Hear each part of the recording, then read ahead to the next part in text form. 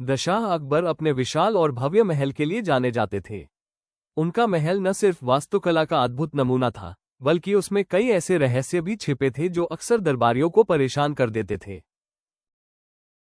ऐसी ही एक समस्या ने बादशाह की नींद हराम कर दी थी। महल के सबसे पुराने और शांत हिस्से में, जहां बादशाह कभी कभी एकांत में आराम करने जाते थे, हर रात एक अजीबोगरीब घटना होती थी।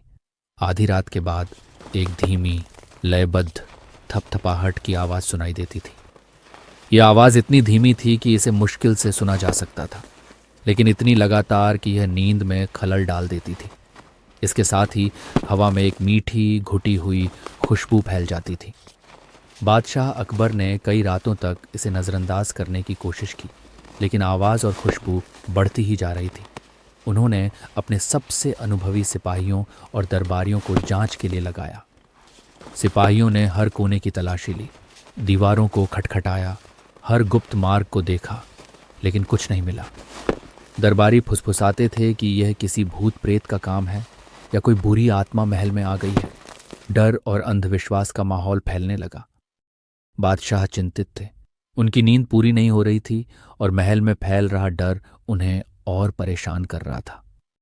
आखिरकार उन्होंने अपने सबसे बुद्धिमान नवरत्न बीरबल को बुलाया।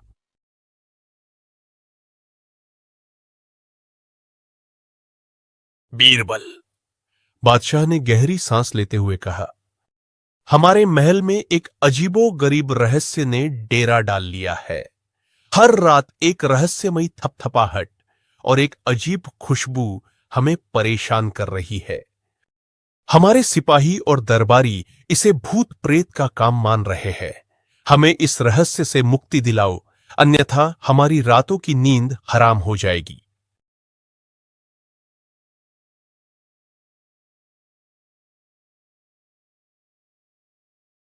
बीरबल ने हमेशा की तरह शांत भाव से सिर झुकाया। जहां डर होता है वहां अक्सर सच्चाई छिप जाती है। मुझे एक रात उस हिस्से में बिताने की अनुमति दें। अगली रात बीरबल उस पुराने हिस्से में गए। उन्होंने दीपक बुझा दिया और अंधेरे में लेटकर इंतजार करने लगे। आधी रात के बाद उन्हें वही धीमी, लयबद्ध थपथपाहट सुनाई दी।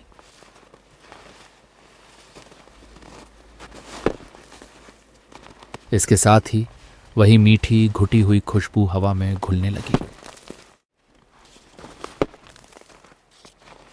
बीरबल ने अपनी आंखें बंद कर लीं और अपनी इंद्रियों को केंद्रित किया।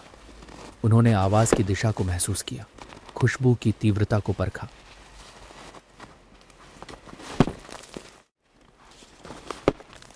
वह उठे और धीरे धीरे आवाज की दिशा में बढ़े।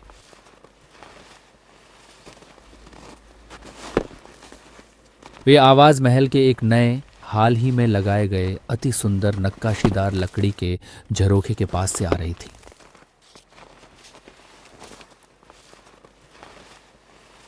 यह झरोखा एक दुर्लभ, गहरे रंग की सुगंधित लकड़ी से बना था, जिसे हाल ही में दूर के किसी देश से बादशाह के लिए उपहार के रूप में लाया गया था।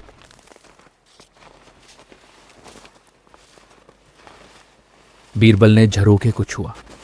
लकड़ी ठंडी थी, पर उसमें एक हल्की सी कंपन महसूस हो रही थी।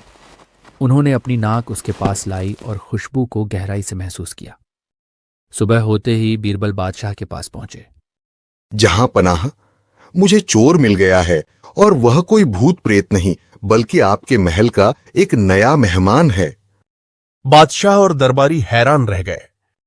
कौन है वह बीरबल?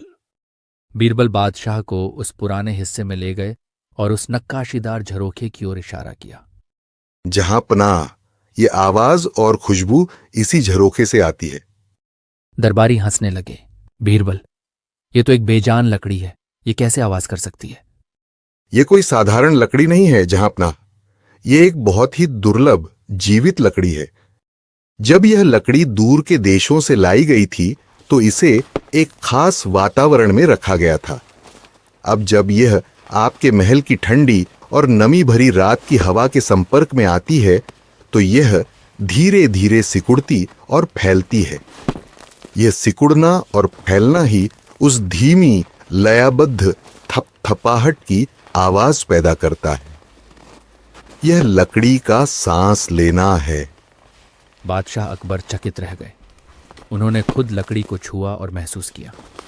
अद्भुत बीरबल, तुमने एक बार फिर साबित कर दिया कि ज्ञान और तर्क से बड़े डर को भी दूर किया जा सकता है। जहां पनाह, यह महल का रात का गीत है। यह कोई भूत नहीं, बल्कि प्रकृति का एक अद्भुत पहलू है जो आपके महल में बस गया है।